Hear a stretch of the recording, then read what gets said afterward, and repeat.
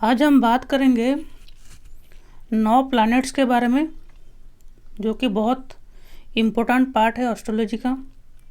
Previous video में हमने basic चीज़ें कुछ कवर किए थे। आपका लगन कैसा है, मतलब आप कैसे पता करेंगे आपका लगन कौन सा है, आपका राशि कौन सा है।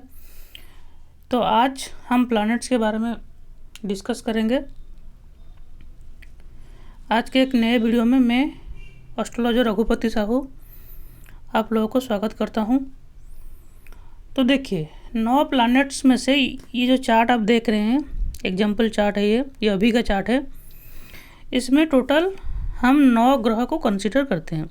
सबसे पहले जो प्लैनेट हम डिस्कस करेंगे वो है सन प्लैनेट, जिसको सूर्य ग्रह बोलते हैं। तो सन प्लैनेट आपके चार्ट में जिस भी भाव में बैठा है, उस भाव के रिलेटेड अगर आप काम करते हैं तो उस काम पे आपका कॉन्फिडेंस दिखेगा, क्योंकि सन रिप्रेजेंट्स कॉन्फिडेंस। अगर आपको किसी काम में कॉन्फिडेंस नहीं मिल पा रहा है तो आप देखिए आपका सूर्य कहाँ बैठा है। सूर्य जहाँ भी बैठा होगा, आप उस घर के रिलेटेड अगर एक्टिविटी करेंगे तो आप में कॉन्फिडेंस अपने आप आ जाएगा।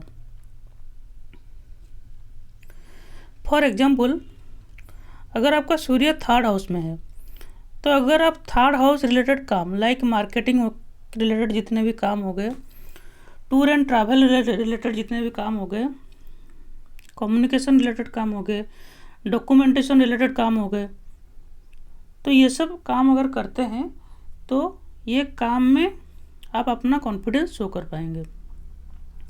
सन प्लैनेट को अथॉरिटी का प्लैनेट भी बोला जाता है। सन प्लैनेट नेम, फेम, स्टेटस को भी रिप्रेजेंट करता है। जिस भी भाव में आपका सन बैठा होगा, उस भाव के रिलेटेड अगर आप काम करते हैं तो आपको वहाँ से फेम मिल जाएगा। सन प्लैनेट को आत्मा का प्लैनेट भी बोलते हैं, उसको आत्मकारक ग्रह भी बोलते हैं। आप एज ए जीव आत्मा क्यों जन्म हुए हैं, ये आपके चार्ट में सन की प्लेसमेंट आपको बताएगा। सन प्लैनेट आपके चार्ट में आपकी आत्मा की भूख को शो करता है। कौन सी ऐसी चीज़ है जो आपको आत्मा को तृप्त करेगा, क्या चीज़ें आपके आत्मा को सेटिस्फाई करेगा, ये सब चीज़ें आपको सन की प्लेसमेंट से आपको पता चल जाएगा। जिस भी घर में सन बैठा हुआ होगा, अगर आप उस घर के एक्टिविटी करते हैं तो आप अपने आत्मा को शांत कर पाएंगे, या वहाँ से आपके आत्मा को शांति मिल जाएगी। फॉर एग्जाम्पल,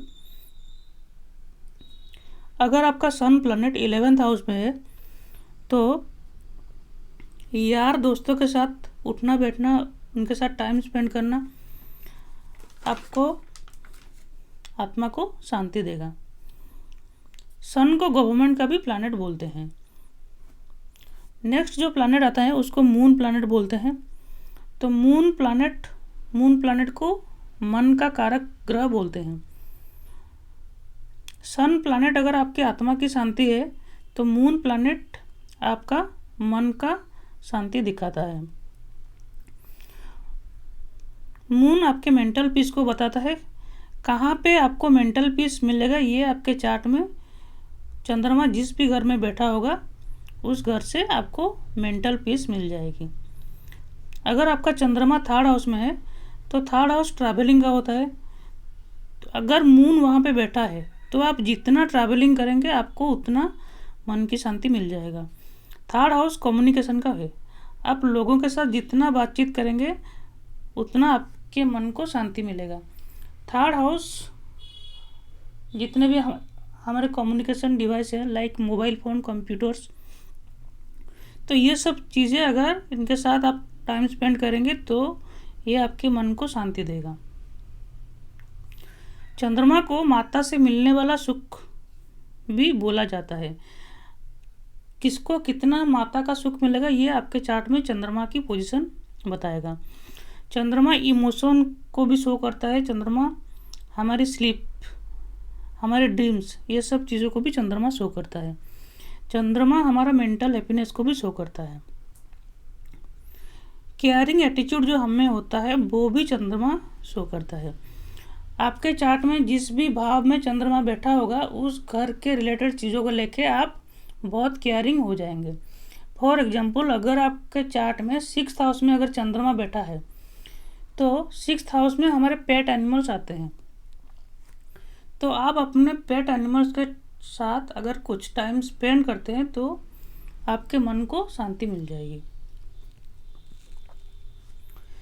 तो नेक्स्ट प्लैनेट है मंगल। मंगल को एनर्जी का प्लैनेट बोलते हैं। मंगल एक्शन का प्लैनेट है। मंगल कॉन्फ्लिक्ट, लड़ाई झगड़े, एग्रेशन का प्लैनेट है। और ये मंगल हाईली इमोशनल प्लैनेट भी मंगल है। मंगल आपकी ऊर्जा है, इसलिए मंगल जिस भी भाव में बैठा होगा आपकी मोस्ट ऑफ द एनर्जी उस घर में यूज होंगी। मान लीजिए अगर आपका मंगल 11th हाउस में बैठा होगा तो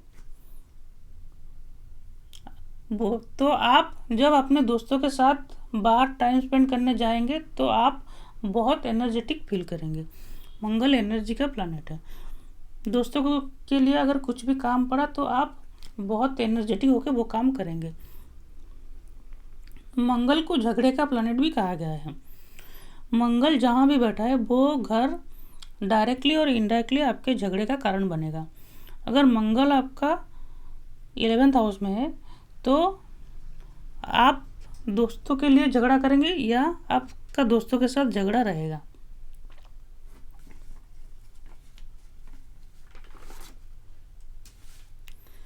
नेक्स्ट प्लैनेट आता है जुपिटर। तो जुपिटर को हम लक का प्लैनेट बोलते हैं। जुपिटर एक्सपेंशन का प्लैनेट है। हमारा clarity of thought Jupiter show करता है। जुपिटर एक्सपेंशन को भी शो करता है। तो जुपिटर आपके चार्ट में जहाँ भी बैठा होगा, अगर जुपिटर को ईश्वरीय कृपा भी कहा गया है। जुपिटर के एस्पेक्ट जिन भी भावों पर पड़ता है वो घर के रिलेटेड हमें ईश्वरीय कृपा मिलती है। जुपिटर को भाग्य का कारक भी माना गया है। अगर जुपिटर आपके चार्ट में जिस भी भाव में बैठा होगा उस भाव के रिलेटेड अगर आप काम करते हैं तो ये आपके लक को वृद्धि करेगा। जुपिटर अगर 9th हाउस में है, अगर आप अपने टीचर की सेवा करते हैं या फादर की सेवा करते हैं या लॉन्ग डिस्टेंस ट्रैवल करते हैं तो जुपिटर आपके भाग्य को मजबूत करना शुरू कर देगा। जुपिटर क्लैरिटी ऑफ थॉट है।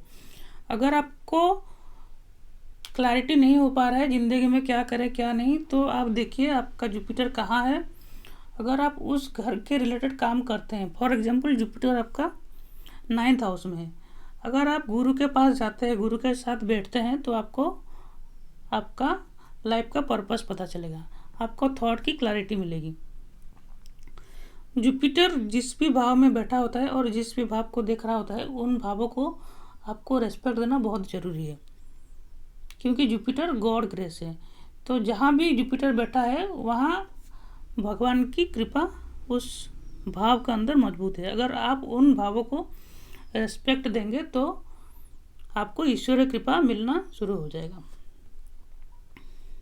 उसके बाद प्लैनेट आता है राहु। राहु को अटेंशन का प्लैनेट बोलते हैं, राहु को फोकस का प्लैनेट बोलते हैं, राहु को डीप अटैचमेंट का प्लैनेट बोलते हैं। राहु इल्यूजन है, राहु किंग मेकर है, राहु को किंग मेकर भी बोलते हैं। राहु बड़ा विजन भी है। राहु जिस भी चार्ट में, मतलब जिसके भी चार्ट में राहु की पोजीशन से हम पता कर सकते हैं कि कौन सी चीज़ें के लिए वो कुछ भी बाउंड्री क्रॉस कर सकता है, कौन सी चीज़ों के लिए वो पैशनेट है। राहु को पैशन बोलते हैं। तो राहु जिस भी भाव में बैठा होगा हम उस भाव को लेके पैशनेट हो पड़ेंगे, जुनूनी हो पड़ेंगे। फॉर एग्जांपल, अगर आपका राहु 5th हाउस में है तो आप अपने बच्चों को लेके बहुत पॉजिटिव रहेंगे, बहुत पैशनेट रहेंगे। 5th हाउस आपके लवर को भी शो करता है, तो आप लवर को भी लेके बहुत पॉजिटिव हो सकते हैं। 5th हाउस एजुकेशन को भी शो करता है। तो एजुकेशन को लेके भी आप, लर्निंग को लेके, पढ़ाई को लेके आप बहुत पैशनेट हो सकते हैं। राहु एक ऐसा प्लैनेट है जो काम कोई प्लैनेट नहीं कर सकता, वो काम राहु कर सकता है। राहु को किंग मेकर बोला गया है। इस प्लैनेट की पोजीशन अगर आपके चार्ट में अच्छी है तो ये आपको रंक से भी राजा बना सकता है और राजा से रंक बना देगा अगर इसकी चार्ट में पोजीशन अच्छी नहीं होगी। तो राहु के बाद नंबर आता है शनि का। शनि को दुख, पीड़ा, मिजरी का प्लैनेट बोला गया है। Saturn is responsibility. जिस भी भाव में सैटर्न बैठता है उस भाव का रेस्पॉन्सिबिलिटी आपके ऊपर आता है। अगर आप उस भाव के रेस्पॉन्सिबिलिटी को पूरा नहीं करते तो वो भाव आपको दुख देना शुरू कर देता है। सैटर्न कुंडली में जहाँ भी बैठता है उस भाव के रिलेटेड आपको दुख मिलता है। वो घर डायरेक्टली और इनडायरेक्टली आपके दुखों का कारण बनता है। अगर आपका सैटर्न 4th हाउस में बैठा है तो आपके अपने जन्म स्थान से आपको दुख मिलेगा, आपके मदर से आपको दुख मिल सकता है। अगर सैटर्न आपके 3rd हाउस में है तो आपको छोटे भाई बहनों से आपको दुख मिल सकता है। अगर सैटर्न आपके 5th हाउस में है तो 5th हाउस लव अफेयर्स का होता है, आपको आपके पार्टनर से दुख मिल सकता है। ऐसे ही सैटर्न के बाद प्लैनेट आता है मर्क्यूरी। मर्क्यूरी को एंजॉयमेंट का प्लैनेट बोलते हैं, मर्क्यूरी को इंटेलिजेंस का प्लैनेट बोलते हैं, मर्क्यूरी को इंटेलेक्ट का प्लैनेट बोलते हैं। प्लानिंग, नेटवर्किंग, मार्केटिंग, ये सारी चीज़ें मर्क्यूरी के एट्रीब्यूट है। तो मर्क्यूरी को बिजनेस से भी जोड़ा गया है। आप अपने सूझबूझ, आप अपने मार्केटिंग स्किल कहाँ यूज कर सकते हैं ये आपके चार्ट में बैठा हुआ मर्क्यूरी आपको बताएगा। अगर आपके चार्ट में मर्क्यूरी 5th हाउस में बैठा है तो अगर आप 5th हाउस रिलेटेड काम करते हैं, एजुकेशन हो गया या स्पोर्ट्स हो गया या एंटरटेनमेंट रिलेटेड अगर काम करते हैं या इन फील्ड के रिलेटेड अगर आप बिजनेस करते हैं तो वहाँ पे आप अपना सूझबूझ, आप अपना इंटेलिजेंस वहाँ पे यूज कर पाएंगे, आप अपना मार्केटिंग स्किल वहाँ पे यूज कर पाएंगे। तो मर्क्यूरी जिस भी घर में बैठा होगा, अगर आप उस घर के रिलेटेड बिजनेस करते हैं तो आप उस घर की मार्केटिंग अच्छे से कर पाएंगे। मर्क्यूरी को एंजॉयमेंट का प्लैनेट भी बोलते हैं। तो मर्क्यूरी जिस भी भाव में बैठता है उस भाव की एक्टिविटी आपको एंजॉयमेंट दिलाता है। अगर मर्क्यूरी 5th हाउस में बैठा है तो आप स्पोर्ट्स खेलेंगे या पढ़ाई करेंगे तो आप ये सब चीज़ों को बहुत एंजॉय करेंगे। छोटे बच्चों के साथ टाइम स्पेंड करना आपको बहुत अच्छा लगेगा। म्यूजिक सुनना या कुछ भी क्रिएटिव काम करना आपको बहुत अच्छा लगेगा। तो मर्क्यूरी के बाद नेक्स्ट प्लैनेट है वेनस। तो वेनस प्लैनेट को अनकंडीशनल लव का प्लैनेट बोला गया है। वेनस लग्जरी, कंफर्ट है, ब्यूटी है। जितने सारे लग्जरियस थिंग्स है, बड़ी गाड़ी, बड़ी घर, बड़ी मकान, ये सब वेनस इन सबको रिप्रेजेंट करता है। वेनस आपके चार्ट में जिस भी भाव में होगा वो भाव से आपको अनकंडीशनल लव मिलेगा। वेनस को रिलेशनशिप का प्लैनेट भी बोला जाता है। तो मान लीजिए वेनस अगर आपका 6th हाउस में बैठा है तो आपको आपके घर वाले इतना प्यार नहीं करेंगे जितना आपका पेट, आपके सर्वेंट्स आपको प्यार करेंगे। वैसे ही वेनस अगर आपका 5th हाउस में है तो आपके बच्चे आपको बहुत अनकंडीशनल लव करेंगे। तो वेनस को अनकंडीशनल लव का प्लैनेट बोला जाता है। वेनस रिलेशनशिप को भी रिप्रेजेंट करता है। अगर इसकी पोजीशन मतलब आपके चार्ट में अच्छी नहीं होगी तो आपको रिलेशनशिप से पीड़ा मिल सकता है। तो वेनस का बाद नंबर आता है केतु का। केतु प्लैनेट को डिटैचमेंट का प्लैनेट कहा जाता है। केतु प्लैनेट को लिबरेशन, मुक्ति का प्लैनेट कहा जाता है। केतु हमारा इंटेंशन है, भगवान के साथ हमारा कनेक्शन बनाता है केतु जिस भी भाव में बैठा होता है उस भाव के प्रति हमारा मन में डिटैचमेंट फीलिंग रहता है। राहु अगर अटैचमेंट है तो केतु डिटैचमेंट है। पास्ट लाइफ में हमने उस घर की चीज़ों को इतना यूज किया हुआ हो कि वो यूज कर करके हम बोर हो गए हैं। तो इसीलिए केतु हमें वहाँ मिला है। और राहु जिन भी भाव में आपके चार्ट में है, उन घरों की चीज़ों को आपने अभी तक मतलब पास्ट लाइफ में वो घर की चीज़ों को आप मतलब भोग नहीं पाए, इसलिए आपकी इच्छा अधूरी रह गई उस घर के रिलेटेड चीज़ों में। इसलिए राहु जिधर भी बैठा है उस घर के प्रति हमें डीप अटैचमेंट होता है, क्योंकि हम उन चीज़ों को पास्ट लाइफ में भोगना चाहते थे लेकिन भोग नहीं पाए। फिर केतु उसके ऑपोजिट हाउस में हमेशा मिलता है, क्योंकि पास्ट लाइफ में हम वो सब चीज़ों को बहुत यूज कर लिए अभी, इसलिए हमें वो चीज़ में ज़्यादा इंटरेस्ट नहीं है, ज़्यादा रुचि नहीं है। इसलिए केतु जिस भी भाव में बैठा हुआ होता है वो भाव हमें डिटैचमेंट देता है, वो भाव हमें विरक्ति देता है। अगर किसी के फोर्थ हाउस में केतु है तो उसको घर में रहना इतना पसंद नहीं होगा। लग्जरियस लाइफस्टाइल जैसे घर वगैरह हो गया, गाड़ी वगैरह हो गया, उसके प्रति उसका मोह बहुत कम होगा। वहीं पर अगर फोर्थ हाउस पे राहु आ जाता है तो वो लोग लग्जरी और कंफर्ट को लेके बहुत पैशनेट हो जाते हैं, उनके लिए वो कुछ भी करने को तैयार रहते हैं। तो नेक्स्ट क्लास में हम हाउसेस के बारे में एनालिसिस करेंगे। आज हमने प्लैनेट्स के बारे में थोड़ा उनका डिस्क्रिप्शन देखा। नेक्स्ट अपकमिंग क्लासेस में हम एक एक प्लैनेट की चीज़ों को हम देखेंगे कि कौन सा प्लैनेट कौन सी चीज़ों को रिप्रेजेंट करता है, थोड़ा डिटेल में जानेंगे। तो आज के लिए इतना ही। अगर आपको मेरा वीडियो अच्छा लगा है तो आप लाइक, शेयर, सब्सक्राइब, कमेंट करना मत भूलिएगा। आज के लिए इतना ही। Thank you.